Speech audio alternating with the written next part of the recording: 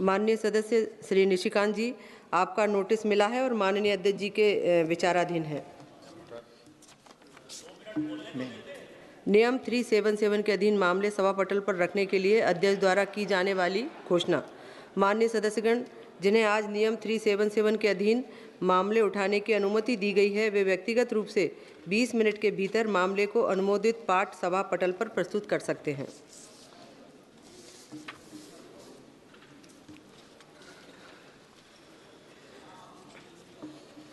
माननीय सदस्यगण, item number 17 और 18 एक साथ लिए जा रहे हैं। राष्ट्रीय खेल शासन विधेयक 2025, राष्ट्रीय डोपिंग रोधी संशोधन विधेयक 2025। माननीय मंत्री जी। स्पीकर सर, आज एक महत्वपूर्ण bill, national sports governance bill और उसके साथ national anti doping amendment bill पर मैं विषय रखना चाहूँगा। स्पीकर सर, स्पोर्ट्स बिल एक महत्वपूर्ण बिल है और मोदी जी ने स्पोर्ट्स सेक्टर में जो रिफॉर्म करा है, ये रिफॉर्म के सीक्वेंस का एक पार्ट है। वैसे भी स्पोर्ट्स हमारे देश के लिए कोई नया विषय नहीं है। स्पोर्ट्स इस देश में सदियों से प्रचलित है और आज देश में 65% पॉपुलेशन बिलो 35 है। आज यूथ हमारी एक स्ट्रेंथ है, यूथ हमारी शक्ति है। ये यूथ स्पोर्ट्स सेक्टर में बेस्ट परफॉर्मेंस करे, यूथ अपने स्पोर्ट्स के स्किल के आधार पर देश में और इंटरनेशनल लेवल पर मेडल अर्जित करे, देश का और तिरंगा का गौरव बढ़ाए, एक क्षमता हमारे देश के युवाओं में है। और स्पीकर साहब, सदियों पहले देश में युद्ध के रूप में भी स्पोर्ट्स प्रचलित था।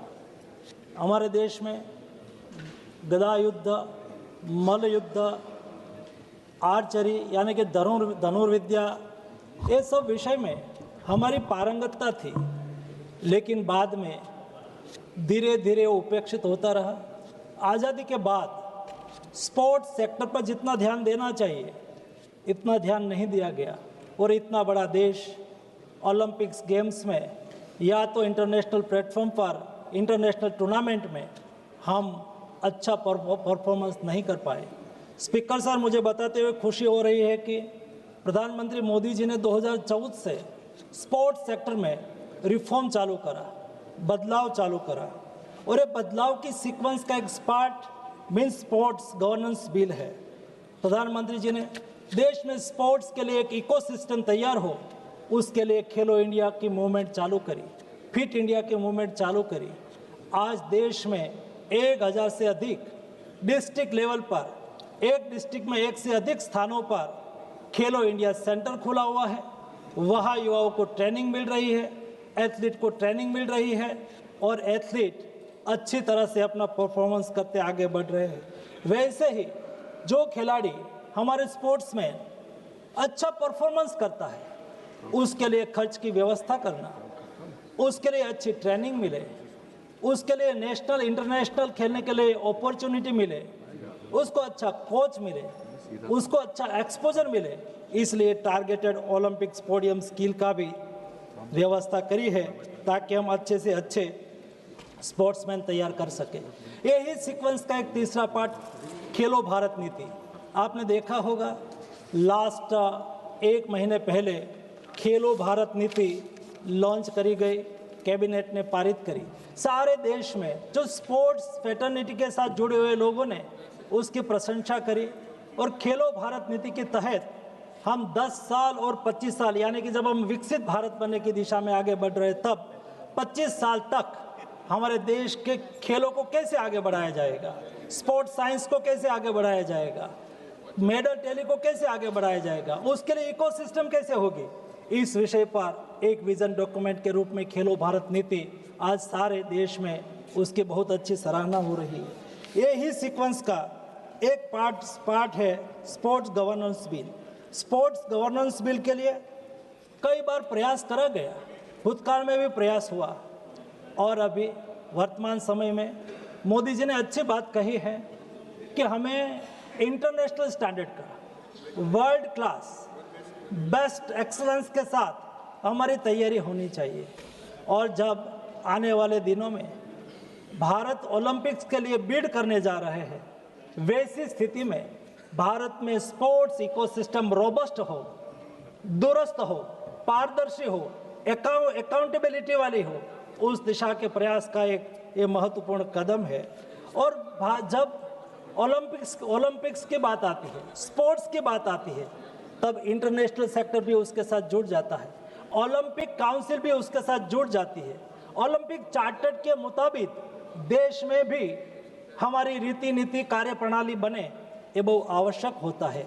और इसलिए ओलंपिक चार्टर को अलाइन करना वो भी हमारे लिए ज़रूरी होता है। और उसके लिए भूतकाल में भी कई बार प्रयास करा, लेकिन सफल नहीं हुए। 1975 में पहली बार देश में एक गाइडलाइन तैयार करी गई। इस गाइडलाइन के मुताबिक देश में स्पोर्ट्स का गवर्नेंस करा जाए। 1985 में पहली बार स्पोर्ट्स के बिल के लिए ड्राफ्ट तैयार करा गया था, लेकिन ये देश में स्पोर्ट्स को भी पॉलिटिक्स का क्षेत्र चुन लिया है। वो पॉलिटिक्स का हिस्सा बनता गया, कई लोगों का उसमें हित शामिल था। तो कोई प्रयास करता था मेरे जैसे मंत्री, लेकिन ये मंत्री स्पोर्ट्स गवर्नेंस बिल को लेकर आगे नहीं आ पाता था। 1985 में पहला ड्राफ्ट तैयार हुआ। 2011 में एक स्पोर्ट्स कोड बनाया गया, बिल तो नहीं आया, लेकिन एक स्पोर्ट्स कोड बनाया गया।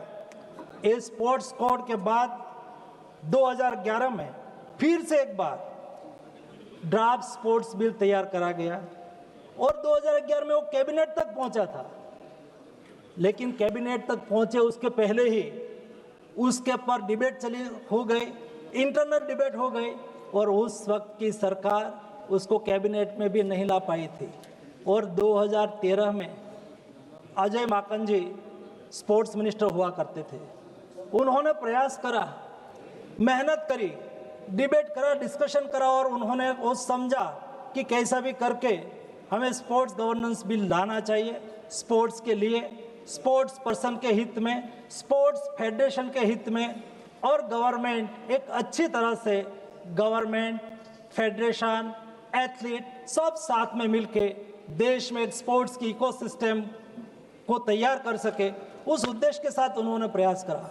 कैबिनेट तक आया, कैबिनेट में डिस्कशन हुआ, लेकिन डिस्कशन होने के बाद वहाँ से डिफर हो गया, वो पार्लियामेंट तक नहीं पहुँच पाया था।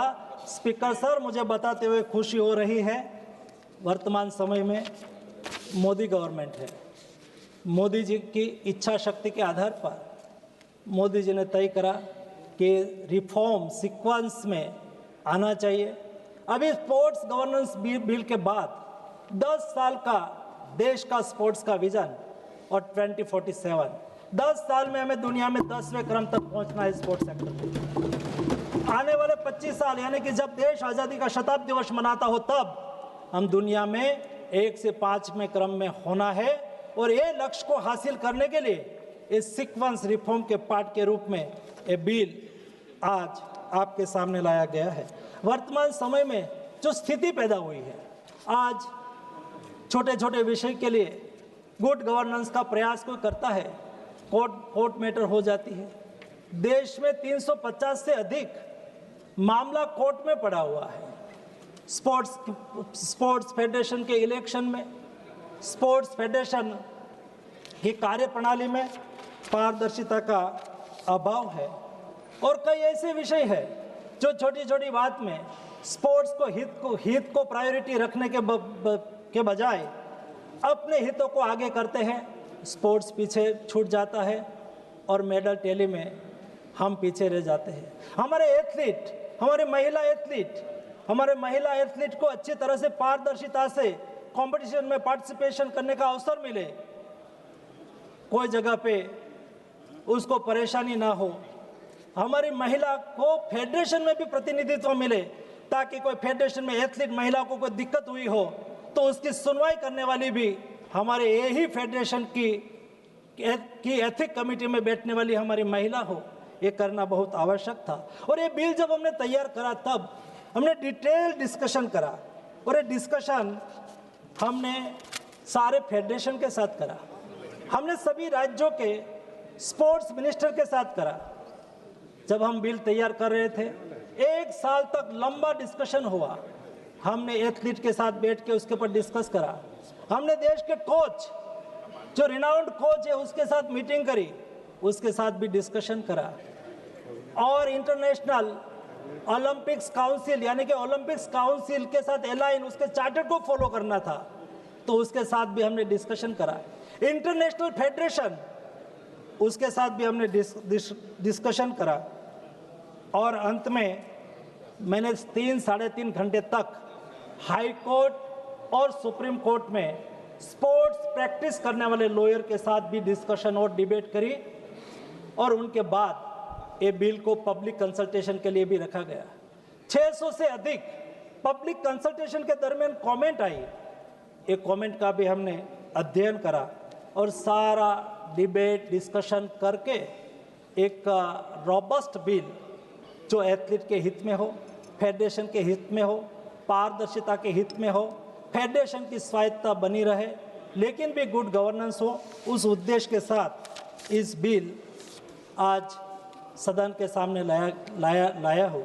उसके अलावा आज नेशनल एंटी डोपिंग बिल, ये भी देश में हम एक अच्छी एक स्पोर्ट्स कंट्री के रूप में जब आगे बढ़ रहे हैं, तब इंटरनेशनल यानी कि वर्ल्ड डोपिंग एजेंसी, उसको हम सिग्नेटरी होने के नाते उसके साथ एलाइन करना ये आवश्यक होता है। समय बदलता है, परिस्थिति बदलती है, विषय बदलता है। समय, परिस्थिति और विषयों के साथ जब वर्ल्ड डोपिंग एजेंसी नए नए नियम बनाती है, उसको एलाइन करना आवश्यक होता है। एलाइन करने के लिए हम नेशनल एंटी डोपिंग बिल में अमेंडमेंट भी लेके आए हैं। दोनों बिल पर सदन विचार करे और उसको पारित करे, यही अपेक्षा है। स्पीकर महोदय, मैं आपसे अपेक्षा करूंगा कि आप सम्मानित सदस्यों के सामने विषय रखें। माननीय सदस्य श्री केसी नैनी शिवानाथ जी।